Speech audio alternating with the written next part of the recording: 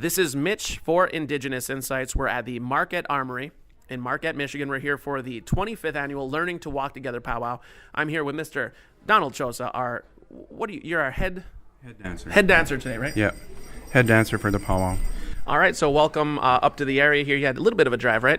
Yeah, we drove from northern Minnesota, so it was probably 6.5 hours. 6.5 hour drive. Yeah. So how is it? Weather's not too bad. No, weather was great.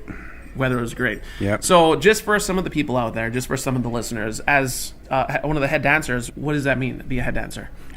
Actually, my wife and I were asked to be the head dancers, which is a great honor, by the way, and we're really happy to be here and to be asked, to be the head dancers, because the head dancers are sort of looked at as role models, and and they're people that go around and dance at different powwows and represent their tribe, Mm-hmm. So it's a good thing to be asked. So tell us a little bit about your history. I mean, you've been dancing a long time. Yeah, I started dancing when I was a child, actually. And what age? Do you remember the age? Probably 5 years old. 5 years old. Mm-hmm. So not too much longer after I learned how to walk, I guess. Yeah. Yeah.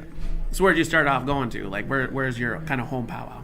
Well, at the time we lived in northern Minnesota, because that's where my dad was from, a reservation there. But actually his grandfather was from Keweenaw Bay. Okay. But my dad lived there, so that's why we ended up there. And then and so we used to go to powwows up in up north of Minnesota, up in Canada, and also to powwows around northern Minnesota. Very good. And your son's here today. Yeah, my son's here. Yeah. And he's part of the staff too, right? Or is he just dancing? No, he's just dancing. Just dancing today. Yeah. Tell us a little bit about his dancing. What's his outfit?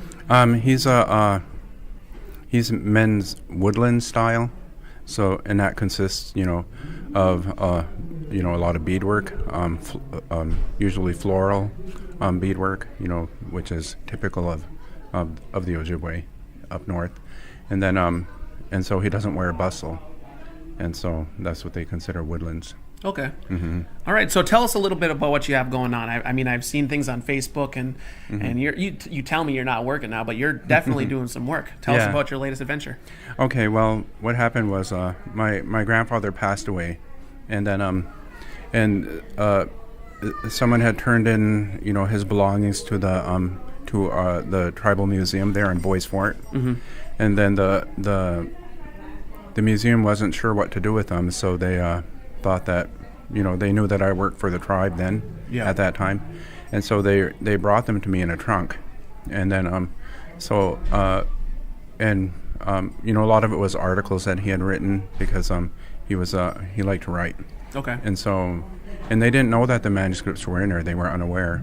And when I looked through his belongings, I found at least 3 manuscripts that were fully written. And those were for? And they were the stories that he had written, and he had tried to get them published. Okay. And so they were fully written novels, actually. Wow. And they're fiction, and they were just about different times that he had experienced mm-hmm. with and or had heard about. And so the first one that he wrote was about during the fur trade. Okay. And so it's a story about these half-breed Native Americans. They were half French and half Indian. Yeah. And so that's what the story is about. It's a murder mystery, and it's also a love story. Oh, okay. Yeah. Multi-level. Yeah. Very good. And so a lot of it, because the style of writing at the time, a lot of it had to be edited, mm-hmm. and so I went through and edited the manuscript. Okay. And then published it. Very cool. And so I used a site called CreateSpace. CreateSpace. Yeah, to publish a book. So it's actually self-published. So I would be considered an indie author. Indie author. Okay. Mm-hmm. And so it's a self-published book, and it's available on Barnes & Noble and Amazon and a lot of other online booksellers. Okay. So. All right, so the title of this first one here is Savage Ancestors. You said mm-hmm. it's a murder mystery mm-hmm. and a little bit of a love story. Why don't you give us a little more insight on that plot, without giving too much away, of course. Okay, well, so anyways, It's interesting because you know, I had a painting that I painted when I was younger, and it was an oil painting, and it was a painting of a, you know, Native American man and a Native American woman in a canoe, you know, and so I painted it, you know, and it was maybe something that, you know, I had aspired to maybe in some way, you know, because I knew that I thought that maybe someday I would find a Like a home for that picture? Well, what I thought was I would marry a Native American woman like that someday. Oh, okay. This was when I was single. Yep. And so anyways, so it ended up happening, I guess. And now, you know, every year we harvest wild rice. So in a way it's kind of like us, you know, before we existed. Yep. Yeah, as a couple. And so in the book, it's interesting because there's something that's similar that happens in the story that he wrote. Really? Yeah, and there's a painting involved, and a painting of someone that before it, you know, the main character or one of the main characters that was murdered in the book. You know, he painted a picture of a Native American woman that he wanted to marry. Really? And then he married her, but then was murdered. And when she inherited his his trading post, you know, the painting was there, and it was of her. Of her. Yeah, wow. Before he knew her. So these stories are really speaking out to you, aren't yeah, they? Mm-hmm. So that's kind of cool. You know, similarities. Yeah. Very cool. Mm-hmm. So once again, the title is Savage Ancestors, and you said it's available where?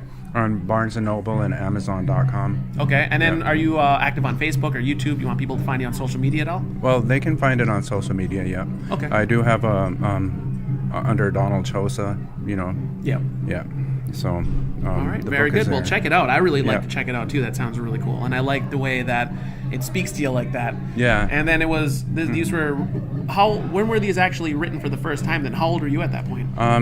This was before I was born. So probably. before you're born. Yeah. What a story. Yeah. So these were written probably in the around 1930. 1930. Mm-hmm. Wow. Yeah. Wow. That's really cool. And he had tried to have them. You know, he tried to have them published at, you know, when he wrote around them. that time? Yeah. Okay. But the manuscripts were returned from the publishers, and they weren't published. So, you know, and at the time, I suppose there was probably not much interest, or maybe it seemed odd to them that, you know, a Native American author writing about Native Americans at that time. Yeah, I mean, even these days, there's, you know, you hear stories about some resistance, I guess you could say. Mm-hmm. Yeah. But very cool. So I'm currently working on the second, the second volume, you know, of the trilogy. So. And so these are all connected then too. Yeah, they're connected. Okay, so it's kind of like this is the first one that's out. We're looking forward to the sequel. Then the third part will be out in a while. Mm-hmm. Okay, very cool. Yeah. Well, we'll keep updated on that. Miigwech for taking the time to speak with us. Yeah, Miigwech.